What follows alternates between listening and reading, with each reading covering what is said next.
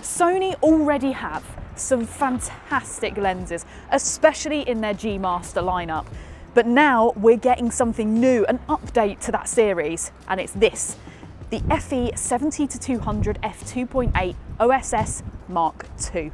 I've come down to Brighton today with this extremely versatile lens and a Sony A9 II to see just what it can do. Now, what are the big headlines of this lens in comparison to its predecessor? First thing first, autofocus speed. This is meant to be a lot quicker, and from the little go I've had with this so far, it feels incredible. The autofocus is so intelligent, so quick and precise. I'm pretty happy so far, but we'll see more of that throughout today. And the second thing is the weight. This is very light now. The original version, it was a little bit on the hefty side. This one, they've lost 435 grams. This weighs now just over a kilo, which is very light for a 70-200 f2.8. And actually, at the time of filming this, so October 2021, I think this is the lightest 70-200 f2.8 optically stabilised lens for full frame cameras on the market. We've come down to the beach now. I love shooting really as close to the sea as I can get. And the 70-200 is perfect for it because you've got, people walking along the beach, dogs running about, you've got the incredible waves today. It's a really windy day, so sorry about the noise probably coming through my mic there. But it also means I can do things like try out the tracking on, seagulls flying about. The autofocus so far is just incredibly quick. Really impressed with it. And I've also been able to pop on the 2x teleconverter as well. Now this works with both the 2x and the 1.4x teleconverters. Means I've got a minimum aperture now of f5.6, but now it's a 140-400. So I'm still able to get really beautiful depth of field because of the range of zoom that I now have. And I've just been using that to track things around here with that 2x teleconverter on, and it is working perfectly. The speed is still fantastic. So I'm really happy with how it's performing so far.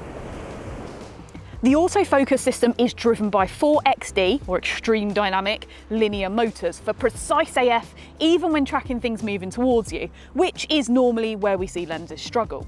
This lens offers AF speeds 4 times quicker than the original 70-200, and focus tracking, whilst you actually zoom, has been improved by 30%. Now George, who's behind the camera, and myself are currently on the way back to the car. Now on the way back, we were discussing winning the lottery. And this is completely off topic, by the way, but we were arguing about the fact, would it be better to win it all in one go, win the jackpot, which is what George would want, or whether you could win something like the Set for Life lottery, which is where you do like £10,000 a month for 30 years. So you kind of got it all spread out for you, and it's like forced, you have to be careful.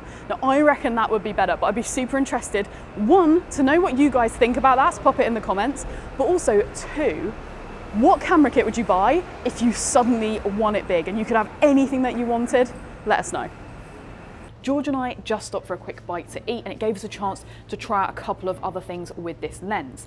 Now, this isn't just made for still shooters, it's made for video shooters as well.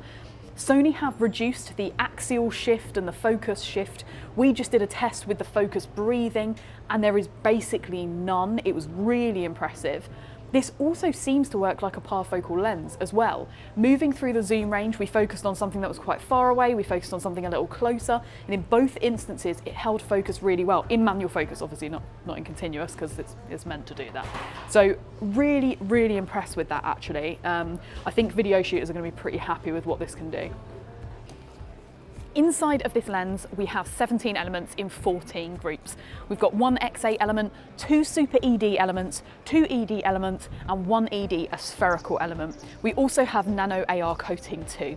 Now those elements are there to help remove any chromatic aberration, control any distortion that a lens like this could see throughout its zoom range. And from what I can see today, optically, it looks stunning.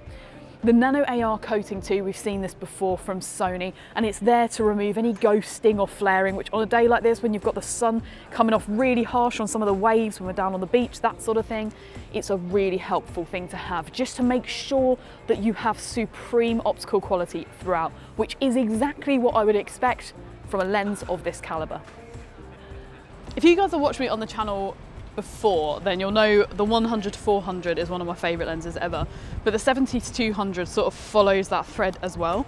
They're such a versatile lens, and the one place where the 100-400s always fall down, or 100-500, sorry Canon, they always struggle with just slightly wider stuff that's going on, and they're never as quick. So what I love about 70-200 is, one, you've got that width, which is really, really nice, just that little bit of extra, so that if you are shooting landscape, you know, you can just move it out a little bit. And also like in crowded situations, you know, if someone comes towards you, especially with this, you can use that AF tracking, you can just move things open a little bit, which I like. But also just the versatility for like portrait, landscape, like wildlife if you want. We haven't really had a chance to do that today, got a few seagulls and stuff like that, but just in general, if you want like a leave-on lens, I've always found, for me, the 70-200 is such a good leave-on lens. Really nice. It's nice to have one today, like one that's so capable, along with the A9 II, which obviously has incredible focusing.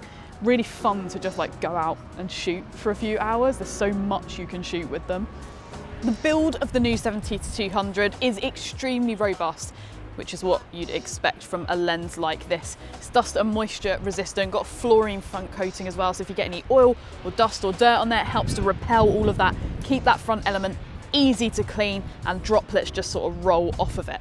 Now, the body itself, it's got some similarities to the previous lens, but we've got a couple of extra things as well. So we've got a focus ring, zoom ring, and that is all internal. Focusing and zoom is internal on this lens, so this is as long as it gets, unless you have the lens hood on. Got the aperture ring here, which I really like. You can set that to A as well, which is like locked, or you can do it from the camera. And then here we've got an AF/MF switch. We've got full-time DMF on this lens, and you can switch that on or off here.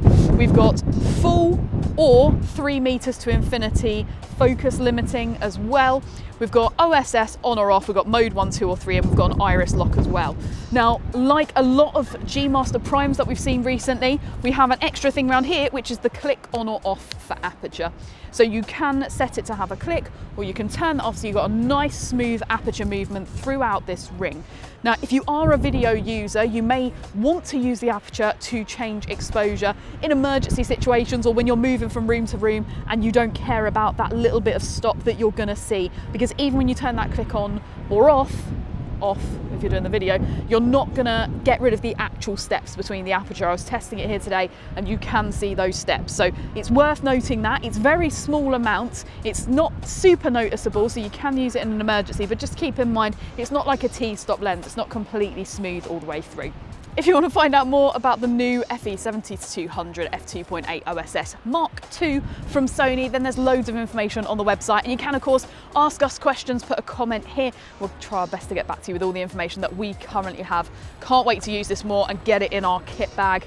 It's, I know George has been after it today when he's been shooting with the A7S II, which hopefully will be updated to an A7S III soon. So make sure to stay tuned for some more content from us. Click subscribe, press that little bell to turn on notifications so you don't miss anything. And I hope you join me again soon for some more videos from Wax Photo Video.